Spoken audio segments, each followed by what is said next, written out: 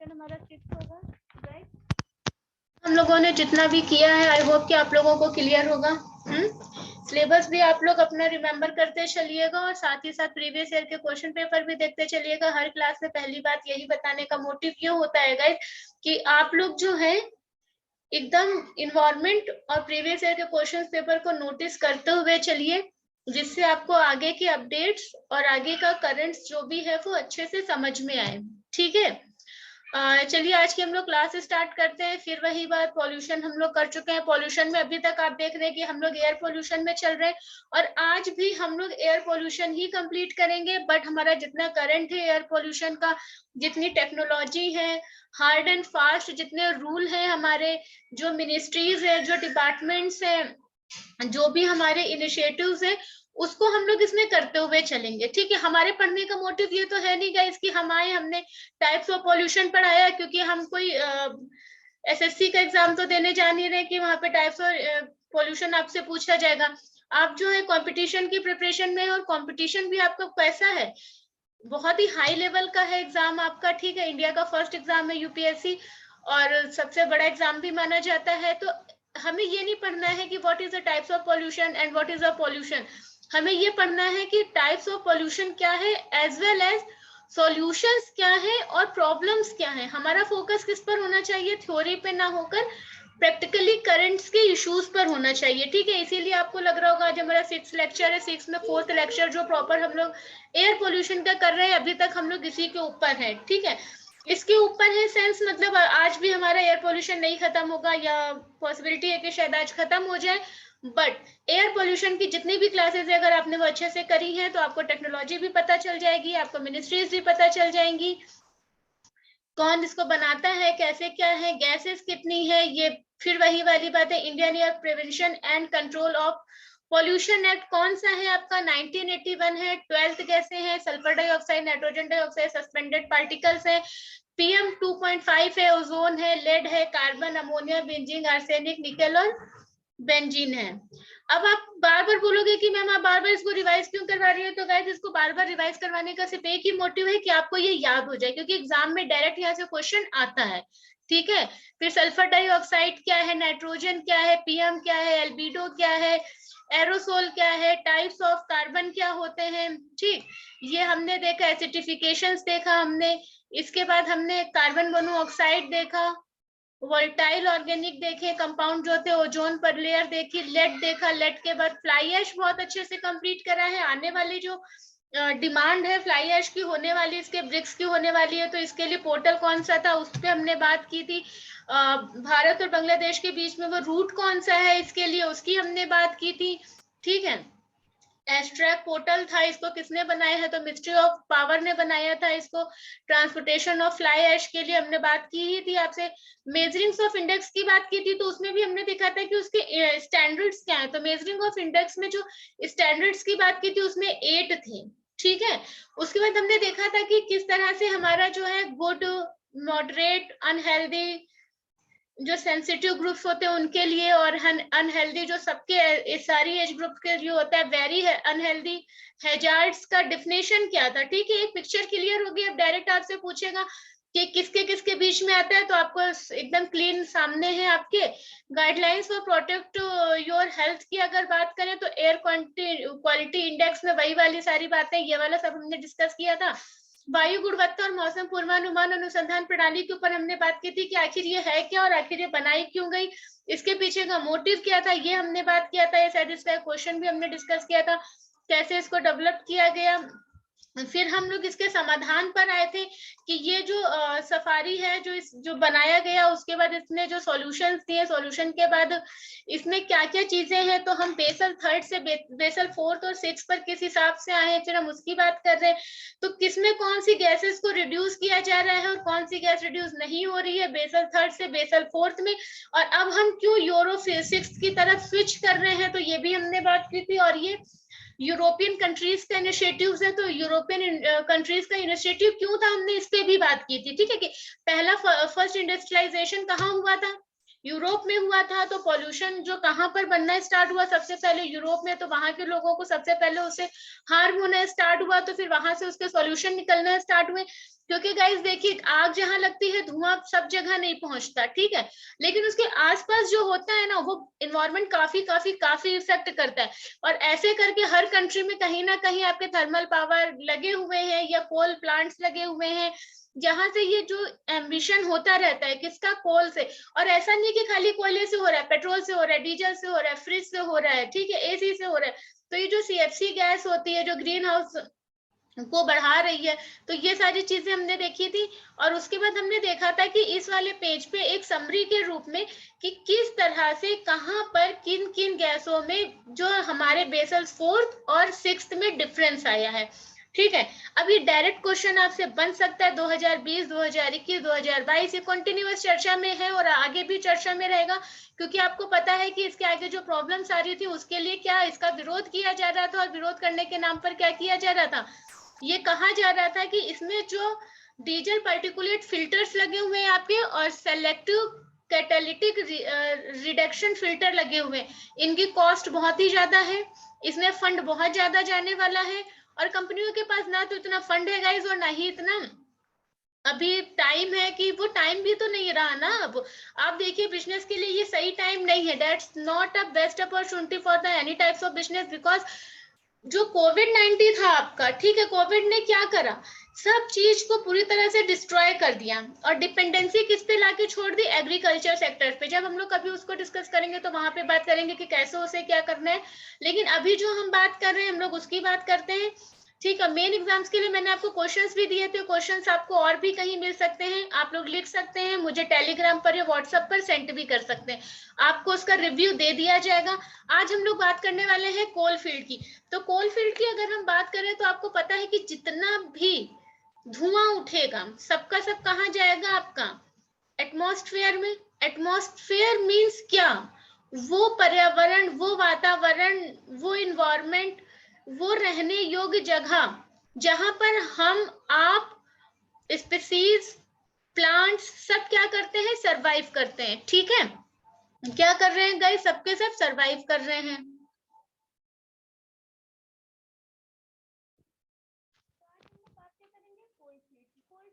आपको पता चल रहा होगा कि जो भी कोयले का होगा पीरियड ऐसा जहाँ पे क्या किया जाएगा, कॉन्टिन्यूअस कोयले का, एक मिनट,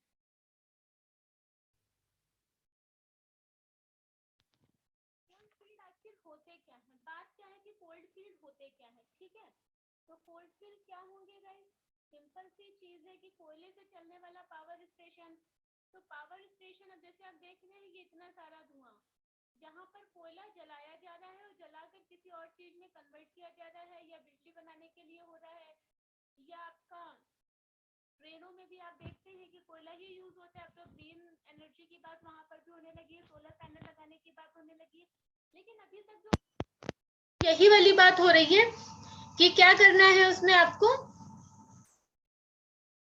इंजन से ही चलना है, क्योंकि हमारे वहां पहले इंजन से ही यूज होता था, इंजन में ही कोयला यूज होता है। तो आप देख रहे हैं कि किस तरह का धुआं निकल रहा है। तो अब इसलिए ये धुआं कहाँ जा रहा है, यहाँ के आसपास के एरियाज में, ठीक है। सपोज डेट कि यहाँ पर एक प्लांट लगा हुआ है, इस जगह पर एक प्लांट लगा हुआ है आपका, ठीक है। तो ऐसा तो है नहीं कि ये प्लांट लगा है तो इसके आसपास कुछ होगा ही नहीं, अगर इसके आसपास जंगल है तो वो भी इफेक्टेड होगा, अगर यहाँ पे रेजिडेंशियल एरिया है वो भी इफेक्टेड होगा, अगर यहाँ पर हॉस्पिटल है वो भी इफेक्टेड होगा, चर्च हो, टेम्पल हो, किसी भी तरह की कोई भी चीज होगी इसके आसपास, तो क्या होगा, वो होगा। लेकिन अब सुप्रीम कोर्ट का ऑर्डर है, जो गाइडेंस है कि इतने एरिया के बाहर होना चाहिए, एक रेजिडेंशियल एरिया से इतने दूर होना चाहिए हमारा, वो सब भी हम लोग करेंगे आगे। तो क्या आपको क्या लगता है कि ये हवाएं क्या वो बाउंड्रीज देखकर जाएंगी, ये धुआं क्या बाउंड्रीज देखकर उड़ेगा, बिल्कुल नहीं, ठीक है। लेकिन सवाल एक ये भी हो जाता है कि तो क्या हम डेवलपमेंट ना करें, वो भी एक चर्चा का विषय है, तो हम उस पर भी बात करेंगे, ठीक है। लेकिन अभी हम लोग क्या डिस्कस करने वाले हैं, कोयला। तो कोयले के बारे में आप देख रहे हैं कि ये क्या है, the coal field power station or coal power plant is a thermal power station which burns coal to generate electricity. ठीक है, अब आपको पता है कि हमें पावर की कितनी ज्यादा जरूरत है। जब से ये डिजिटल इंडिया की बात हो रही है कि हमें डिजिटल होना है, डिजिटल होना है, तो आपको लैपटॉप चार्ज करने के लिए भी क्या चाहिए, पावर चाहिए। ठीक है, घर में बल्ब पंखा चलाने के लिए भी पावर चाहिए, मोबाइल चार्ज करने के लिए भी पावर चाहिए, टीवी चलाने के लिए भी पावर चाहिए। तो आखिर हमारा कंजप्शन पावर का बढ़ता जा रहा है, बढ़ता जा रहा है, बढ़ता जा रहा है। तो अगर हमारा कंजप्शन बढ़ रहा है तो ऑब्वियसली हमें क्या है, हमें सप्लाई भी बढ़ानी पड़ेगी गाइस। और अगर हमें सप्लाई बढ़ानी पड़ेगी तो उसके लिए क्या करना पड़ेगा, हमें मैन्युफैक्चर ज्यादा करना पड़ेगा। तो हमको अगर मैन्युफैक्चर ज्यादा करना पड़ेगा तो हमें जो हमारा रॉ मटेरियल है उसका यूज ज्यादा करना पड़ेगा। और यहाँ पे रॉ मटेरियल के रूप में किसका यूज किया जा रहा है, कोल का किया जा रहा है। तो obviously guys automatic demand, supply, manufacture सब एक दूसरे के ऊपर एक हायरार्की के साथ जुड़े हुए हैं। ठीक है, इकोनॉमिक्स में हम लोग इसको बहुत डिटेल में बहुत अच्छे से करेंगे, या जो टीचर आपको पढ़ाएगा वो आपके साथ बहुत अच्छे से इसको डील करने वाला है। तो गाइज अब आप समझ चुके हैं कि thermal power station which burn coal to generate electricity. तो अगर बिजली बनाने के लिए हमें कोयले को जलाना पड़ता है तो आपको पता होना चाहिए जो कोयला जलाया जा रहा है वो इन्वायरमेंट में धुआं पैदा करेगा ही करेगा, जिसका मतलब है कि उससे CO2 आएगी ही आएगी इन्वायरमेंट में। और अगर वो नेचुरली इन्वायरमेंट में CO2 आएगी तो वो हमारे जो नेचर के अकॉर्डिंग हमारा जो क्लासिफिकेशन है एयर्स का, जो हमारी एयर का बैलेंस है वो डिसबैलेंस हो जाएगा। सिंपल सी चीज है। ठीक है, और उसके डिसबैलेंस होने का मतलब है कि फिर कोरल रीफ हो, चाहे ह्यूमन हो, चाहे एनिमल हो, बर्ड्स हो, चाहे कोई सभी कैटेगरी हो या किंगडम हो, उसके ऊपर इसका इफेक्ट गाइस पड़ने वाला है। ठीक है, इसीलिए हम इसको इतना डिटेल में पढ़ रहे हैं क्योंकि एयर पोल्यूशन आप जानते हैं इस समय बहुत ही बड़ा चर्चा का विषय रहता है। हर साल दिल्ली में गाइडेंस जारी होते हैं और दिल्ली में जो गाइडेंस जारी किए जाते हैं उसके लिए जैसे कि अभी हम लोग आगे बात करने वाले हैं फिल्टर्स वगैरह की, कि जैसे चाइना में सबसे बड़ा फिल्टर लगाया गया, वो क्या करेगा, वो एयर को अपने आप एब्जॉर्ब करेगा, वहां से CO2 को फिल्टर करेगा, फिर रिलीज करेगा। अभी आगे बात करेंगे, लेकिन सिंपल सी चीज है कि कोल फील्ड क्या होंगी, कोल फील्ड से कोयला निकाला जाएगा, इलेक्ट्रिसिटी जहाँ जनरेट की जाती है वहां लेके जाया जाएगा, उसके बाद उसको जलाया जाएगा, बचा हुआ डम जो वेस्ट बचेगा उसको कहीं ना कहीं डिपॉजिट किया जाएगा। तो आखिर ये सारी चीजें इतनी हार्मफुल हैं और इसीलिए हम किसके ऊपर स्विच कर रहे हैं, ग्रीन एनर्जी के ऊपर। इसीलिए एथेनॉल की बात करते हैं, इसीलिए सोलर पैनल की बात करते हैं, इसीलिए UN के अंदर सोलर पैनल प्लांट लगाए गए बड़े बड़े से। ठीक है, मिर्जापुर में UP का प्लांट लगाया गया जो कि सोलर पैनल के ऊपर बेस्ड है। तो ये सारी बातें हम लोग करेंगे। और लेकिन अभी बात हम क्या कर रहे हैं, इसके डैमेजेस की, किससे क्या क्या हार्म हो रहा है। ठीक है, तो ये बात समझ गई। अब world wide there are about 8,500 coal field power station totalling over 2,000 gigawatts capacity. आप सोचिए ये मतलब इमेजिन करके देखिए कि 8500 कोयला से चलने वाले बिजली स्टेशन है पूरी दुनिया में, 8500। ठीक है, 8,500 8,500 जिनकी कुल क्षमता कितनी है, 20,000 गीगावाट। ये क्या करते हैं, बिजली का उत्पादन करते हैं। तो इतना बड़ा प्लांट, इतनी ज्यादा मतलब 2,000 गीगावाट, समझ रहे हैं कि कितनी ज्यादा, कितना ज्यादा कंजप्शन है। उसके बाद डिजिटल इंडिया का जो नारा दिया जाता है उसमें इंडिया में भी कितना ज्यादा कंजप्शन बढ़ना जा रहा है। अच्छा, ये प्लांट लगे कहाँ कहाँ है, ठीक है, ये जो प्लांट्स हैं थर्मल पावर स्टेशन, ये लगे कहाँ कहाँ पर है, यहाँ पर हम इनकी चर्चा नहीं करेंगे। इसकी चर्चा ज्योग्राफी में होगी, एनर्जी के चैप्टर में होगी। ठीक है, लेकिन यहाँ नहीं होगी। यहाँ हमें क्या, हमें यहाँ पे मेंस आंसर राइटिंग, क्योंकि वो आपका प्री का है। ठीक, लेकिन इन्वायरमेंट में जो प्री का क्वेश्चन आएगा वो भी वहां से नहीं आएगा, वहां से वो ज्योग्राफी से आएगा। तो उसको हम लोग ज्योग्राफी में डील करने वाले हैं। अब हम लोग बात करते हैं कोल प्लांट की। अगर हम लोग बात करें कोल प्लांट की, ठीक है, तो coal plant are also considered to be the main causes of pollution. तो अब इतना ज्यादा धुआं अगर पैदा कर रहे हैं तो ऑब्वियसली इसको किसमें इंक्लूड किया जाएगा, प्रदूषण पैदा करने वाले कारकों में ही जाना जाएगा इसको। ठीक है, एक अनुमान के तहत प्रदूषकों एवं ग्रीन हाउस गैसों का लगभग 40% गाइस किससे आ रहा है, कोयला संयंत्रों से आता है। कोयला संयंत्रों को कम करने के लिए जो प्रयास किए गए हैं, अब उनको हम यहाँ पर देखेंगे। आई होप आपको क्लियर होगा कि कोल प्लांट क्या होता है, कोल फील्ड क्या होती है, कितना कंट्रीब्यूशन है उनका ऑल ओवर वर्ल्ड, ठीक है, प्लांट का, और कितना एम्बिशन करते हैं ये। इसीलिए CO2 की जो रिपोर्ट्स आती है ना, हर साल आती है, उसको हम लोग करंट में अपडेट करेंगे गाइस। हर साल वो रिपोर्ट आती है, CO2 पर आती है, ठीक है, एथेनॉल पर आएगी अभी आपकी कि उसके बेनिफिट्स क्या क्या होंगे, नाइट्रोजन पर आती है, यूवन बहुत सारी गैसों का, उसका ओजोन का भी even, and green house gas का भी, कार्बन डाइऑक्साइड का भी, और क्लोरोफ्लोरोकार्बन का भी, बहुत सारी reports per month, sorry per year जारी करता है, ठीक है। तो उसको हम लोग देखेंगे कौन जारी करता है, कैसे जारी करता है, क्यों करता है, उसके पीछे के एग्रीमेंट्स क्या क्या है, भारत उनका पार्टनर्स है कि नहीं है, क्योंकि बहुत सारे जो कन्वेंशन होते हैं भारत उनमें भाग लेता है, लेकिन एज अ ऑब्जर्वर लेता है, बहुत सारे होते हैं जिसमें वो एज अ मेंबर लेता है, ठीक है। तो इसका भी डिफरेंस हम लोग आगे समझेंगे, कहाँ पे समझेंगे। पहली चीज तो इसका डिफरेंस हम मेनली कहाँ समझते हैं, IR में समझते हैं। दूसरी बात, इसका डिफरेंस हम लोग यहाँ पर भी समझेंगे। क्यों समझेंगे, क्योंकि हमें जो कोप की जो मीटिंग्स होती है ना, उनका डिफरेंस जब हम लोग देखेंगे, CBD का हो चाहे आपका CPCP का हो, ये वाले जो है ना क्लाइमेट चेंज वाले एग्रीमेंट्स, उनमें हम लोग देखेंगे, ठीक है। अब कार्बन कैप्चर स्टोरेज, तो कोल प्लांट हमने समझ लिया, तब हम लोग देखेंगे कि आखिर कार्बन कैप्चर स्टोरेज है क्या। बिल्कुल सिंपल सी टेक्नोलॉजी है कार्बन स्टोरेज वाली। आपकी क्या करना है इसमें, कुछ नहीं करना है गाइस, जहां से CO2 एमिट हो रहा है उसको वहां से कैप्चर करना है और ऐसी जगह पे लेके जाके इसको डिपॉजिट कर देना है जहां पर, जैसे माइनिंग के खुले, जैसे कि वो पड़े हो खाली, ठीक है, गड्ढे जिसको बोला जाता है, गैस जहां से गैस निकाल गई है वो खाली पड़ा हो, तेल फील्ड हो, ऐसी जगह पे उनको ले जाकर भर देना है, ठीक है। प्राकृतिक कार्बन कैप्चर के रूप में मैंने बताया था ग्रीन कार्बन और ब्लू कार्बन, जिसमें हम लोग बात किसकी करते हैं गाइस, बात इसमें हम लोग करते हैं ग्रीन कार्बन कैप्चर में पेड़ों और समुद्रों की, क्योंकि ये क्या करते हैं, ये CO2 को एब्जॉर्प्शन करना स्टार्ट कर देते हैं, ठीक है। इनको कहाँ डिपॉजिट किया जाएगा, जो खाली खदानें होती हैं, इनको ऐसे तेल या पेट्रोलियम की जगह भी यूज किया जाता है कि मान लो कि पेट्रोल वगैरह यहाँ पर है और ये बहुत ज्यादा गहराई में है, तो हम CO2 यहाँ पे डाल देंगे, कार्बन डाल देंगे, तो ये जब नीचे फिल होती जाएगी तो तेल या पेट्रोल ऊपर आता जाएगा। इसको ऐसी जगह पर भी यूज किया जा सकता है, ठीक है। तो ये हो गया आपका कार्बन कैप्चर वाला। ये देखिए किस तरह से इसको फिल करते हैं, कार्बन डाइऑक्साइड है, एक्वाफायर है, ये देखिए CO2 डिस्चार्ज हो रहा है, स्टोर फैसिलिटीज है, उसको मशीनें लगाई जाती हैं बड़ी बड़ी, ये भी काफी कॉस्टली पड़ता है, तो इसको करते हैं, फिर इसको ट्रांसपोर्ट करके ले जा रहे हैं और जहां पर इसकी जरूरत है वहां पर इसको ले जाकर डिपॉजिट कर देंगे।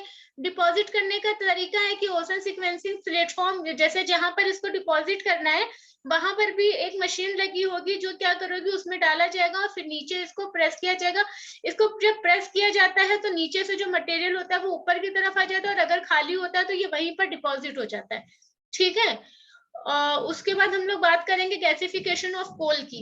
तो आई होप कि आप लोगों को कार्बन कैप्चर स्टोरेज समझ में आ गया होगा। अब हम लोग बात करने वाले हैं कोयले का गैसीकरण। तो कोयले का गैसीकरण कैसे होता है, वेरी सिंपल, कि यदि भूमिगत कोयले को धीरे धीरे जलाया जाए, सिंपल सा है, इसको समझिएगा, बहुत ज्यादा नहीं। इसके ऊपर डायरेक्ट क्वेश्चन है 2018 वगैरह में पूछा हुआ है, ठीक है। इस पे 2018 या 19 में ही गैसिफिकेशन पे क्वेश्चन आया हुआ है आपका टेक्नोलॉजी के ऊपर, मुझे एग्जैक्ट याद नहीं है, 17 भी हो सकता है, लेकिन अगर आप लोग प्रीवियस ईयर का क्वेश्चन पेपर देखेंगे तो आप वहां से इस चीज को समझ पाएंगे, ठीक है। अब देखिए क्या हो रहा है,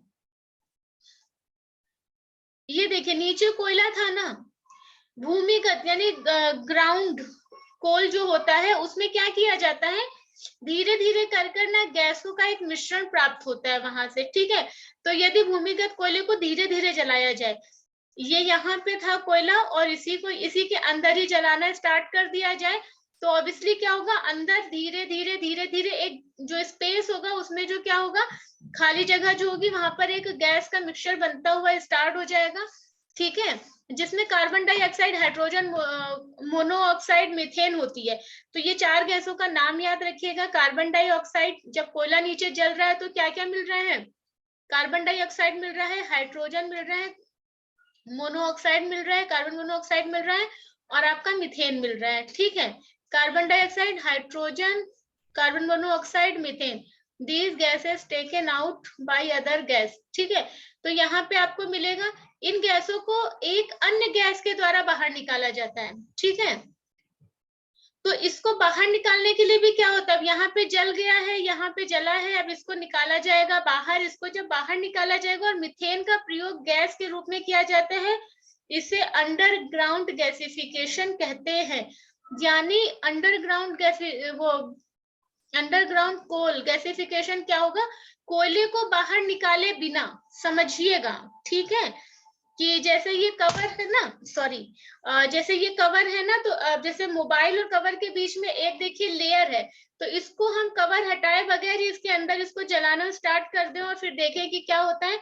तो ऑब्वियसली जैसे कभी कभी कमरे में भी देखा है कि हम लोग बाहर आग में लगाकर कमरे में ही लगा देते हैं, कुछ जल वगैरह जाता है, तो नीचे ग्राउंड वाटर में ही, सॉरी ग्राउंड में ही कोल को ही जलाना, जलाने के बाद उसके जो गैसेस वहां पे फ्री इन्वायरमेंट में जो डिपॉजिट हो रही होंगी उसको निकाल लेना ही क्या कहलाता है, गैसिफिकेशन कहलाता है। सिंपल सा मेथड है, ठीक है। और इससे क्या होगा, इससे आप समझिए ये इन्वायरमेंट में नहीं आ पाएगी, क्योंकि हम जब इसको निकालेंगे तो कैप्चर कर लेंगे, ठीक है। जब हम इसको निकालेंगे तो इसको हम कैप्चर कर लेंगे। इसका मतलब है कि अगर हम फ्री फील्ड में जलाते, अर्थ पे जलाते तो क्या होता, हम जब तक उसको कैप्चर करते वो कुछ ना कुछ किसी ना किसी फॉर्म में वो कहाँ हो जाता, इन्वायरमेंट में फैल जाता, ठीक है। लेकिन हम अगर ऐसा करेंगे तो ये देखिए 2 पॉइंट है और यहीं से ये जाएगा आएगा, तो ये इन्वायरमेंट में रिलीज नहीं हो पाएगा, ठीक है। और मीथेन का प्रयोग तो आपको पता है गैस के रूप में किया जाता है, इसे अंडरग्राउंड गैसिफिकेशन कहते हैं, ठीक है। आई होप ये टर्मिनोलॉजी आपको क्लियर होगी। रिड्यूसिंग कोल इम्प्योरिटीज, तो कोयले की अशुद्धियों को कैसे कम किया जा सकता है, अगर हम इसकी बात करें तो इसके लिए भी गवर्नमेंट के कई सारे इनिशिएटिव्स चल रहे हैं, जिसमें देखिए कोयले की अशुद्धियों, क्योंकि कोयला भी कई तरह का होता है। ज्योग्राफी में जब माइनिंग वाला चैप्टर होगा तो उसमें आप पढ़ेंगे इस चीज को कि टाइप्स ऑफ कोल होते क्या है। तो उनके टाइप्स के अकॉर्डिंग वो क्या करते हैं, अपनी क्वालिटी इंप्रूव करते हैं या मेंटेन रखते हैं, डिक्रीज करते हैं, इंक्रीज करते हैं, तो वो उसके ऊपर डिपेंड करता है, ठीक है। तो कोयले की अशुद्धियां कम करना, इन तकनीकों को क्लीन कोल टेक्नोलॉजी भी कहते हैं। तो अगर डायरेक्ट पूछ लिया जाए कि what is a clean coal technology, simple सा आंसर है रिड्यूसिंग कोल इम्प्योरिटीज, ठीक है। इसको उच्च दक्षता निम्न उत्सर्जन भी कहते हैं। इसको क्या कहते हैं, हाई इफिशिएंसी लो एमिशन। मतलब हम इसको क्या करेंगे, इसकी दक्षता तो बहुत ज्यादा होगी, लेकिन इसका जो उत्सर्जन होगा ना, इसका निकल के वायु में फैलना, वो क्या हो जाएगा गाइस, कम हो जाएगा, यानी वो क्या हो जाएगा, लो हो जाएगा। तो लो एमिशन, ये बात क्लियर है। इसमें कोयले को रासायनिक रूप से साफ किया जाता है जिससे प्रदूषकों की मात्रा कम हो सके। In this, the coal is chemically cleaned so that the amount of pollution can be reduced. Clear है। एक क्वेश्चन लिखिएगा आप लोग, पर्यावरण प्रदूषण के बाद कोयला खनन आवश्यक है, परीक्षण कीजिए। मैंने बोला ना कि डेवलपमेंट कर रहे हैं, तो इसका मतलब ये थोड़ी है कि मतलब हम इन्वायरमेंट पे ध्यान नहीं देंगे, ये इन्वायरमेंट हमारा जो है इम्बैलेंस हो रहा है तो हम डेवलपमेंट नहीं करेंगे। तो ये वही वाली बात है कि पर्यावरण प्रदूषण के बाद भी, मतलब जो इन्वायरमेंटल हार्म्स हो रहे हैं उसके बाद भी कोयला खनन आवश्यक है, वाई, है ना। इसको क्या करना है, इस पे डिस्कस करिए, कमेंट करिए, परीक्षण करिए, टिप्पणी करिए, कुछ भी करिए, 200 शब्दों में इसको लिखने की कोशिश करिए, इसको नेट पे सर्च करिए, तब आपको पता चलेगा in coal mining increasing after environmental pollution आखिर क्यों जरूरत है। तो इस पे सिंपल सी चीज है, बिजली बनाने के लिए जरूरत है, गाड़ियों में भी ईंधन के लिए जरूरत है, रेलगाड़ी के लिए भी जरूरत है, बहुत सारे पावर प्लांट्स है जिनके लिए भी जरूरत है इसकी, और जिसको हम एक बैग हटा नहीं सकते, लेकिन हाँ धीरे धीरे धीरे धीरे इसके जो यूजेस है उनके ऊपर की जो डिपेंडेंसी है उनको धीरे धीरे धीरे धीरे रिड्यूस कर सकते हैं। लेकिन अगर कोई ये सोचे कि अब ये ऐसा हो रहा है तो हम कर पाएंगे, नहीं। आई होप कि यहाँ तक आप लोगों को बिल्कुल क्लियर होगा। अब हम लोग आते हैं ग्रेडेड रिस्पॉन्स एक्शन प्लान। अब देखिए अभी तक हम लोग एयर पोल्यूशन पढ़ रहे हैं, एयर पोल्यूशन में नई नई टर्मिनोलॉजी स्ट्रेटेजी को पढ़ रहे हैं।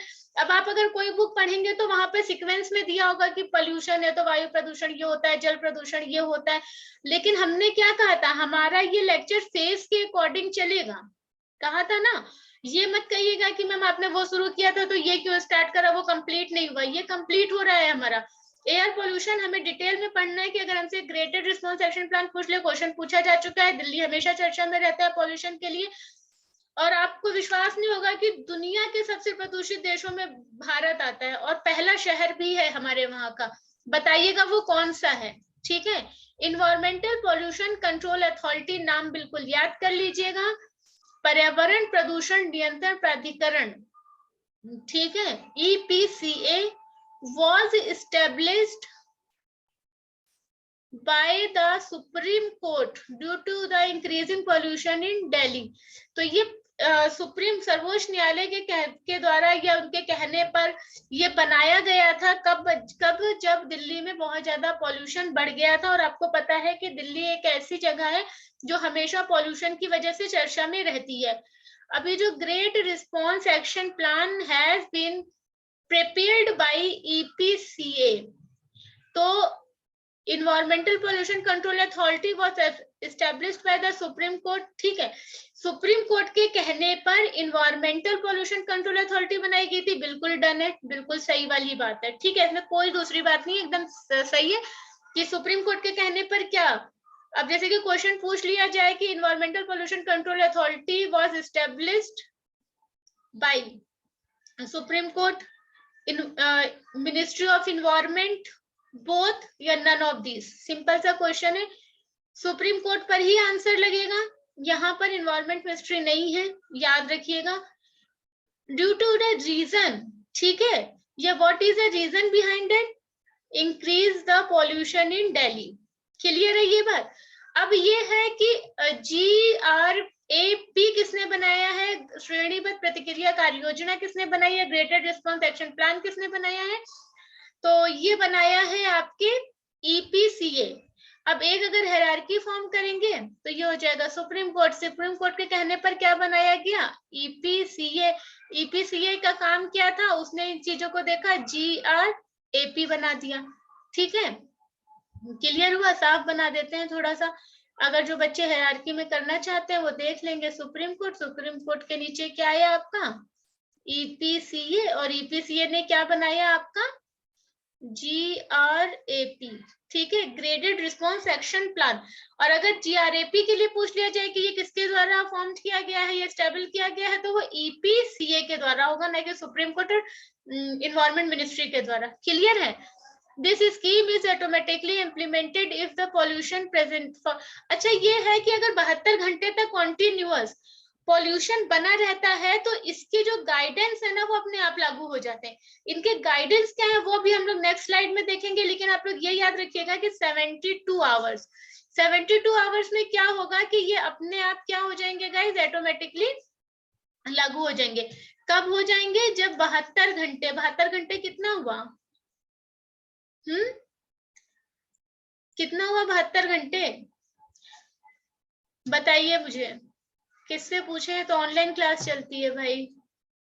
ठीक है, 72 घंटे तक अगर बना रहता है तो ये क्या होता है, ऑटोमेटिकली वो हो जाता है। 72 घंटे आपका वही होता है 3 से 4 दिन, उसमें ये लागू हो जाएगा। ठीक है, कॉन्टिन्यूअस देख रहे पॉल्यूशन कमी नहीं हो रहा तो ये लागू हो जाएगा। GRAP has been prepared by EPCA is the action plan.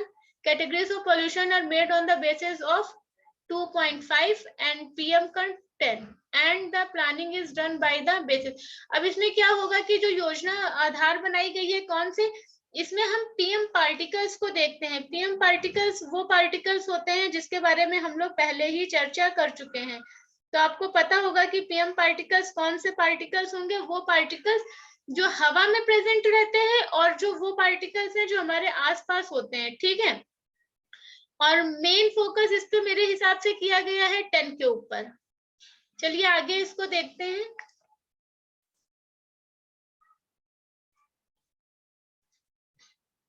Well, how the government will work to curb bad air.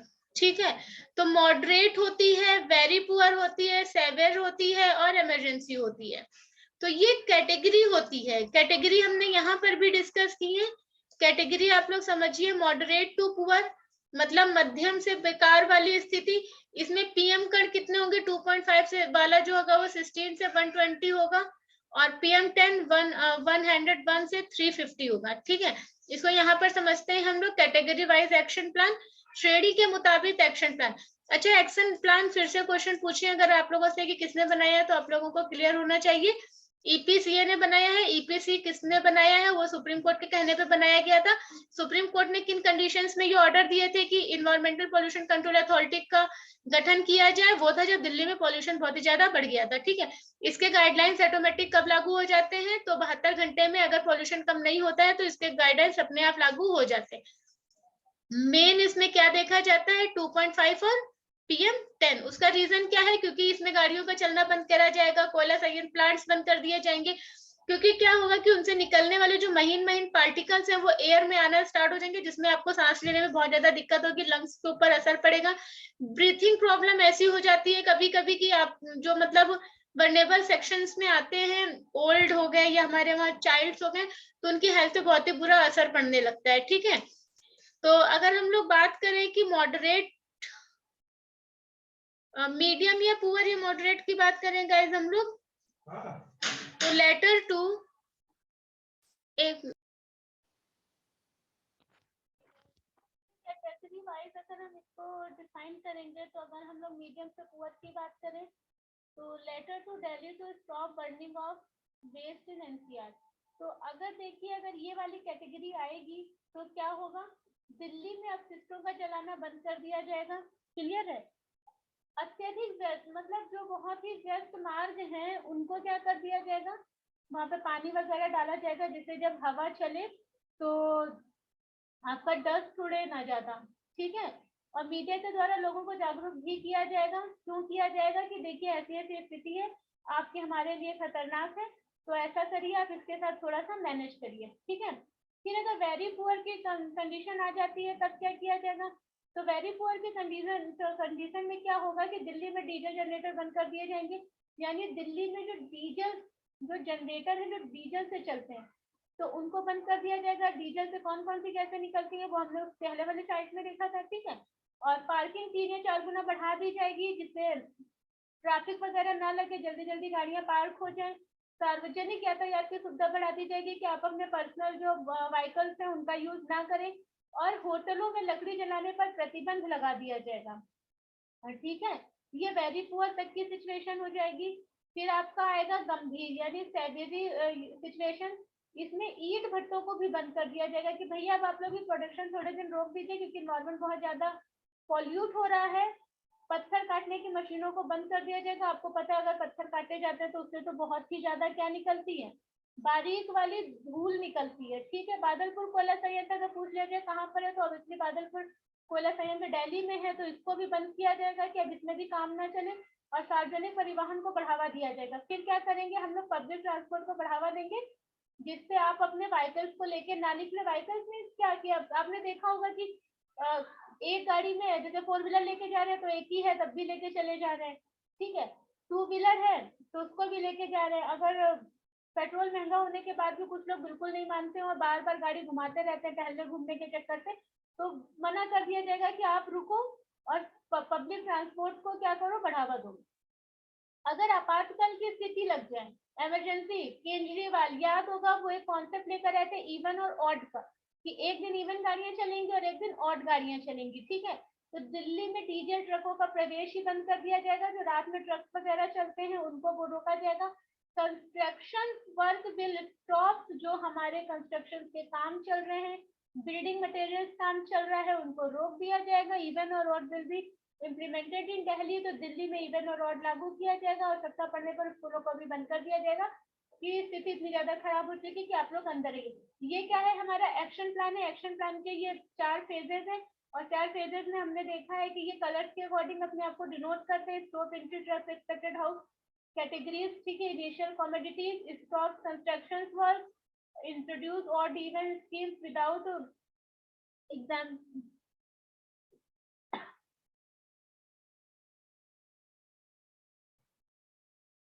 Exception. ठीक है, ये सारी बात हो जाएगी।